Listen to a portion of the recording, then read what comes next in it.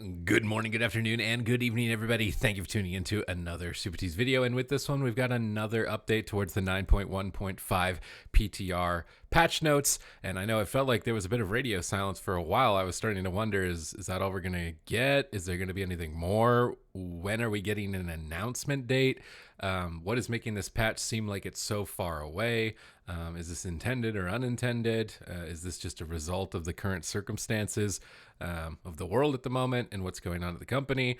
It was really just a bit puzzling to me, but we've got another round of updates, some interesting ones, most importantly in PvP towards Warlocks as well as for Mythic Plus. So we'll just be quickly running them through. They're making achievements easier, previous achievements in the game, so to try and farm specific mounts like the Mechanome one, if you want to try and work towards getting that wheelie bike. It looks like that they're going to make that a bit easier to get. Lightforged Draenei's are now getting their own unique class mount. For Paladins, it's going to be the Lightforged Runestrider, which is a goat, if you didn't know. It's a goat from Argus. I have a normal Runestrider, so you're going to be mounting up on that rather than one of the Eliks. Although the Lightforged Draenei also had Elik mounts on their vendor. I don't know. Again, you're probably not too worried about this if you're tuning in for my channel mostly. Mistweaver in the previous patch got a lot of, or in the previous set of notes, got a lot of buffs towards their Venthyr Covenant and PvE, but it wasn't really going to have too much way over into PvP. But for PvE, I was seeing monks getting a lot more happy. We're seeing some improvements towards Korthia. So now Korthia rares are always going to have a chance to drop relics on repeat kills rather than a daily lockout. So this is that 226 conduit item that you'd go there to try and get once. It seems like you're going to be able to just grind that out if you want to. So if you're queuing up for battlegrounds or for arenas, you can just run around Korthia killing rares over and over and over. And it seems like there's going to be more enemies in Korthia now carrying these relics as well. So this is going to be a nice way of catching your relics up on top of, again, the account-wide research for being able to upgrade them. It also seems like once you get to tier 4, there's going to be now a way to get more relics and more relic fragments so you can keep upgrading it on your alt and get through it a bit faster. Because I think for a lot of people, at the moment, at least myself, it's been a big pain to get through the codex rep. Like, it just seems like it's just so artificially dragged out. There's not really a lot to look forward to. You're just going back there every day and you're not really making any progress because all of the payout is at the maximum rep at the tier 6 where you start to get towards your 252 conduits, and then everything else prior to that is like you're just waiting. You can't really do too much with it. So now it looks like you won't have to spend as much time waiting. Hopefully, at least that's what I would like to see moving forward with Korthia, is that it just seems like it's so artificially dragged out at the moment. I don't know if they were doing that because they expected this to be a long patch and they wanted people to have something to look forward to grind and to unlock, but it's just that it's all the rewards are banked out at tier 6 and they're all so far into the future that it'll be nice to see these catch-up mechanics when they come in. And if you want to see any of the other previous notes, which are a lot bigger as well as towards the account-wide systems, then check out my other videos. I'll have them linked at the end here. And then for PvP specifically, this is where we're going to get to see some love for the Warlocks. I don't know if they've just forgotten about Demonology, but only Affliction and Destruction here. There's a lot of other specs at the moment that seem to be struggling as well that we'll talk about. But here for Affliction, your Death Bolt damage is now going to do 10% more damage, which is 50% of the remaining damage over time effects. However, it can no longer critically strike. And I mean, the real gimmick of this ability was getting a crit with it and KOing someone. So whether or not the ability will still stay in play with this, I would say it's probably unlikely, maybe against teams that you know you can get it off. But other than that, it's too much of a struggle. And a lot of healers know how to counter it by dispelling all of your dots.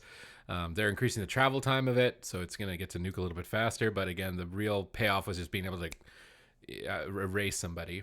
Your Rapid Contagion talent duration is now being increased to 20 seconds up from 15, so you're going to get a little bit of a buff on towards Rapid Contagion, as well as the most important change for Warlock is that your Dark Soul is no longer dispellable.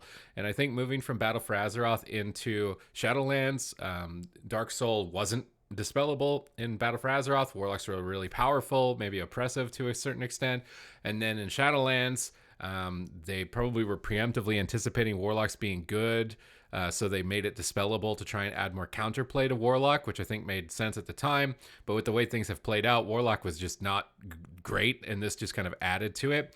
The main thing with it being dispellable is more or less a problem with Shadow Priest, and specifically Priest with the conduits that reduce the mana cost of their purge, but Shadow Priest particularly because they also generate insanity to do more damage when they're purging. There's no drawback for them. If they're interrupted on Shadow, time to spam some purge and generate insanity. So Shadow Priests were already the direct competitor for Warlock, especially Affliction, being the damage over time effect class. They have better cooldowns to trade in the meta with immunities like Greater Fate and Dispersion. They're just effectively I can't die buttons. The main difference between Affliction and Shadow in my mind was that Affliction has mobility with Portal and Gateway, whereas Shadow is much more stationary. That's kind of more of an iconic staple difference between the two of them. But also Shadow has access to cooldowns more rapidly through their Void Form and Honor talents to get their Void Form faster. They can get more burst cooldown windows out than Affliction can, and Affliction's cooldown was purgeable. It's basically Affliction is only really a threat during Dark Soul or 80% dampening. Now this means that you won't need to deal with the Shadow Priest purging off your Dark Soul. Maybe this would allow you to play a bit more aggressively with your dots. Remember, Affliction's been getting its damage buffed constantly in patches, but it's just never been enough. And another main contributor to that was just this overwhelming amount of healing and absorbs available in PvP at the moment. I mean, in 9.1, they introduced mortal wounds to classes that never had it before, like Feral Druid and Demon Hunter, and that hasn't even begun to scratch how much healing was actually available in this patch. So will this make Affliction Warlock viable? There are other changes towards some of that healing, with Triune Ward being nerfed, Feral Druid healing being reduced slightly. It's more like a wait and see. And honestly, with the trend of Warlock, I'm always just getting onto it. I'm always getting really excited whenever we see something about it, but it just hasn't really ever completely panned out. This one at least will make it less frustrating, especially with how prevalent Priest is at the moment, whether it's Discipline, Holy, or Shadow. All three of them are kind of taking up a lot of the ladder. So you're getting your Dark Soul purged a lot. That's no longer going to be the case. It then goes into the debate of should other classes not have their cooldowns be dispellable? Something like Frost Mage with Icy Veins or Ice Form, or Arcane Mage with Arcane Power. If this is because those specs are also significantly underrepresented, right?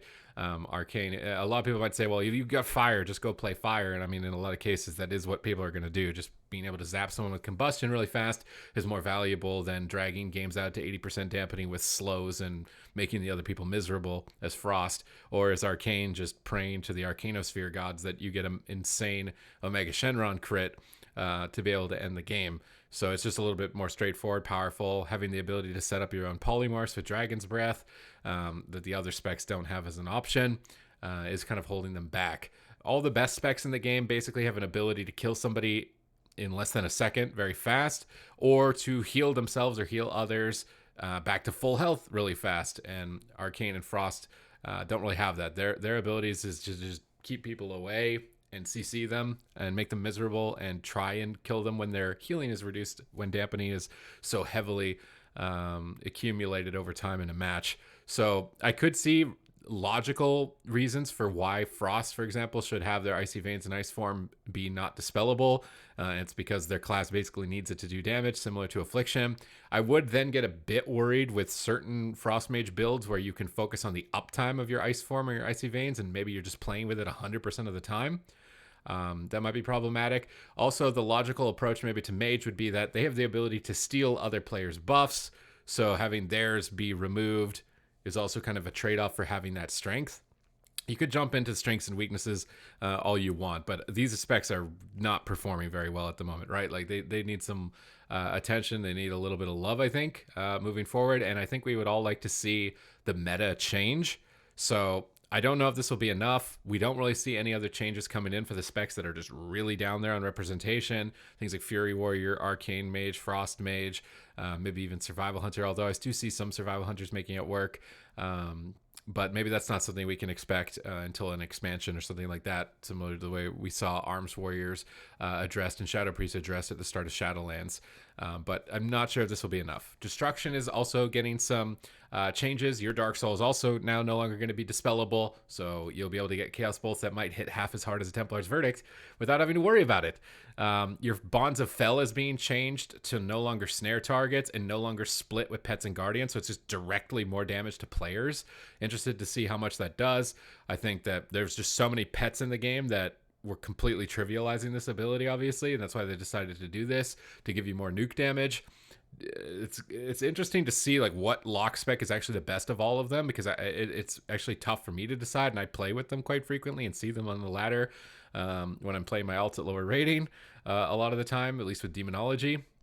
But none of them can really compete with either the immediate healing or immediate burst damage that a lot of these other specs have, whether it be frequency, so how often are they hitting very hard, or how often are they able to survive. Tends to be some of the major downsides for them in PvP. So this is an interesting update for Warlock. I'm not sure if it's going to be enough. I would still like to see more. Maybe we will, as we finally have an update here, so it's possible. In PvE, it seems like they're introducing a rank 1 Mythic Plus title. So if you're a PvPer, rank 1 title means that you're at the top percent of the ladder, top 0.1% of the ladder, and you'll get a unique title if you've achieved that rating and that ranking. I was wondering why they haven't done this with rated battlegrounds and given them their own unique title that's separate from Arena, because it's a separate type of PvP. I think that it should have its own title to distinct the two from each other. But this is going to skyrocket Mythic Plus participation, I would imagine, at least towards incentivizing them to really start pushing.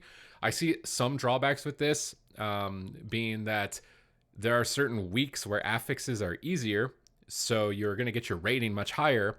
And then if a player just wasn't able to play or wasn't playing during that week, and maybe that week never rotates back up again, they might not have the possibility of catching up to the rating that was achieved by players during that specific affix week, which might be a bit problematic with the title.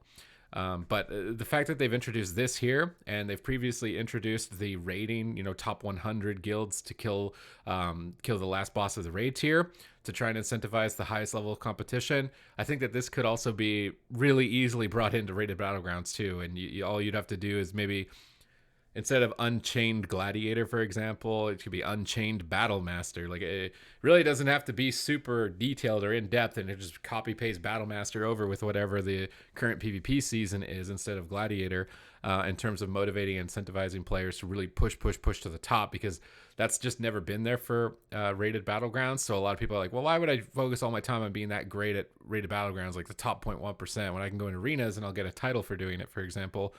And it seems like they've realized that here in PvE by introducing it more to incentivize it. Although this PvE one might have more problems coming into it. But regardless, I appreciate you guys tuning in for the video. If you liked the video, please leave it with a thumbs up. Comment down below with your thoughts with 9.1.5. Remember, check out my other videos. I'll have them linked here in just a moment when the video ends. And other than that, thank you very much for watching, and I will see you in the next one.